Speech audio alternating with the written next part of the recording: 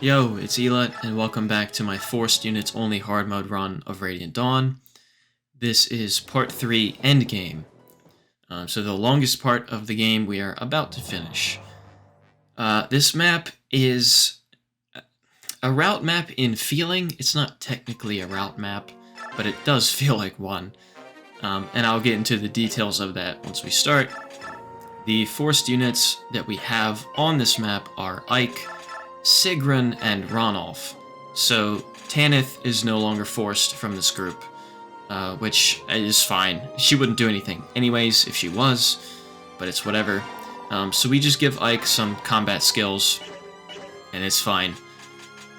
Really the most efficient way to do this in this context is to let Ike kind of kill everything, because, you know, Ranulf bad Lamau, and Sigrun, although Sigrun will get some work in during two Part 4 maps, she doesn't really help too much here. It's whatever. But I'll talk about that in the future when that comes up. And this chapter is kind of a long one, because 80 units essentially have to die before it ends. But that's not the worst thing in the world, because I have some stuff I want to talk about regarding Part 4 and the rest of the run going forward. So it's fine. I don't mind. Hopefully you don't hate hearing the sound of my voice. If you do, I don't know how you got this far, to be honest. But anyways, so this chapter, you'll see a blinking blue number in the top right corner of the screen, and that is a casualty number.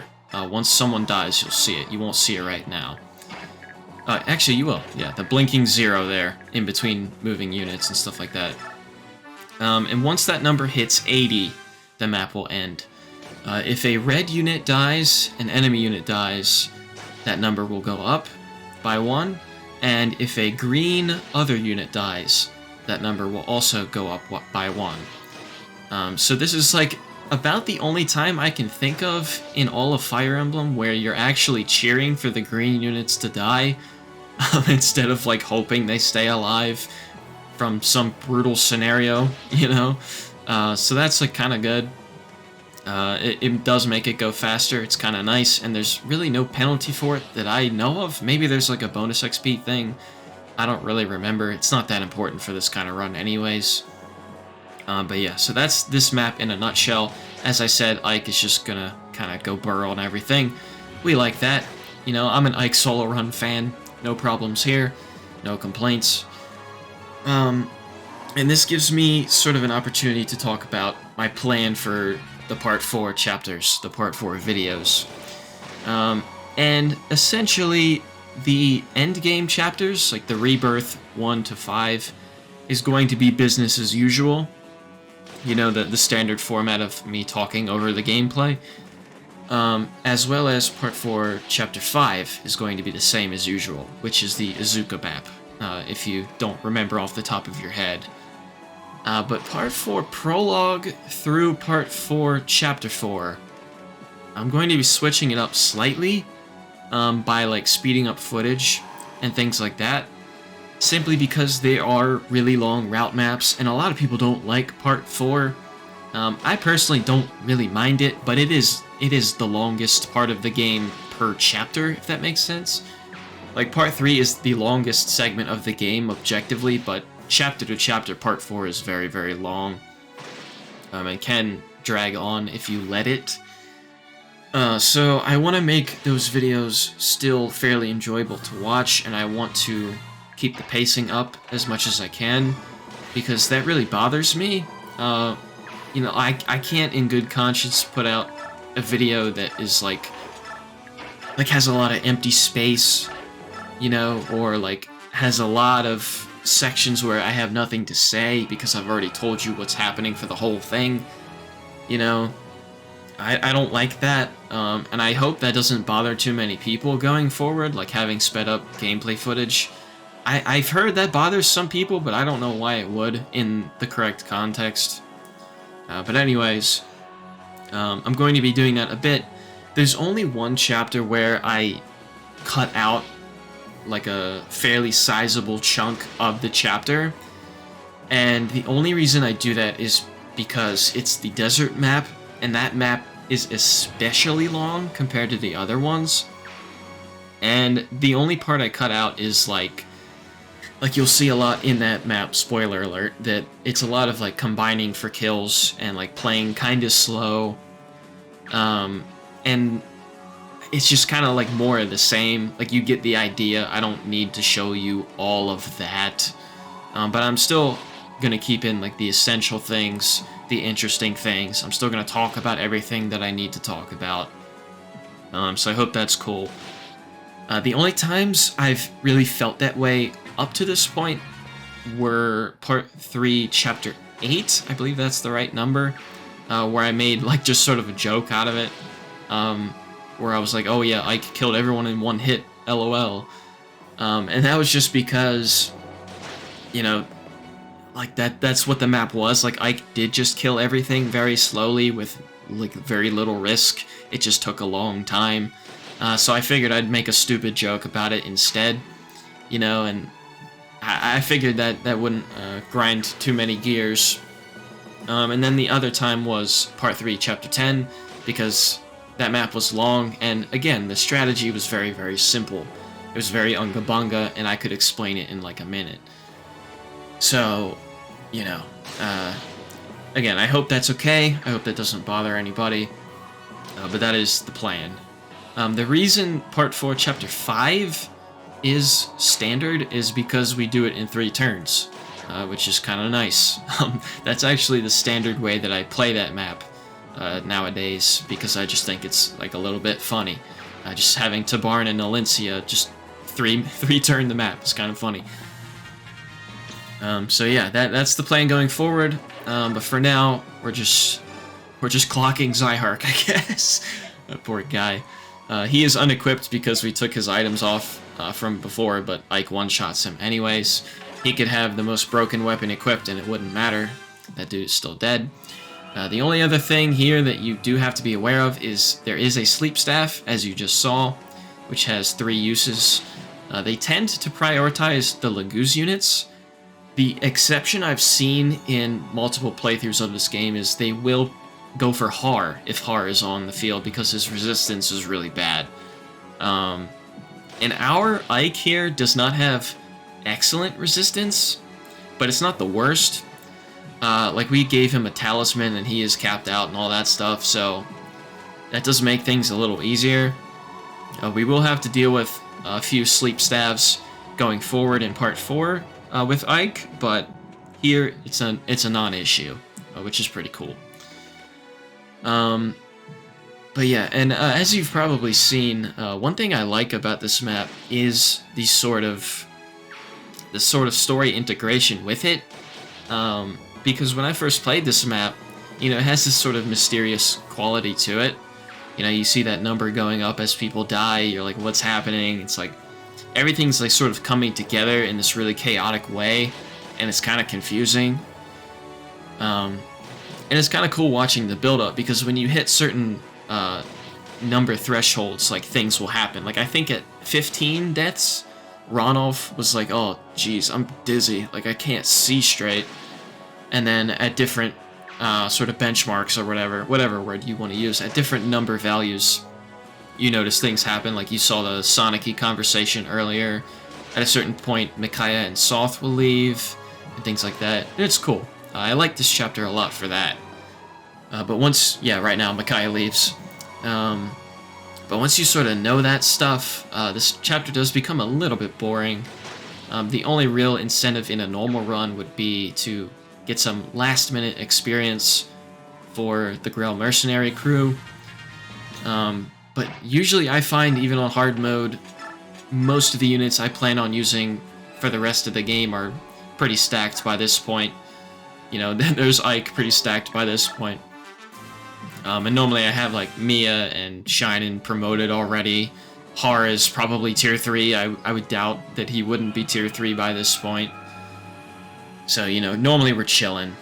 This map does get a little bit more of an eye roll on multiple playthroughs. But it's not the worst. It's not super hard or anything.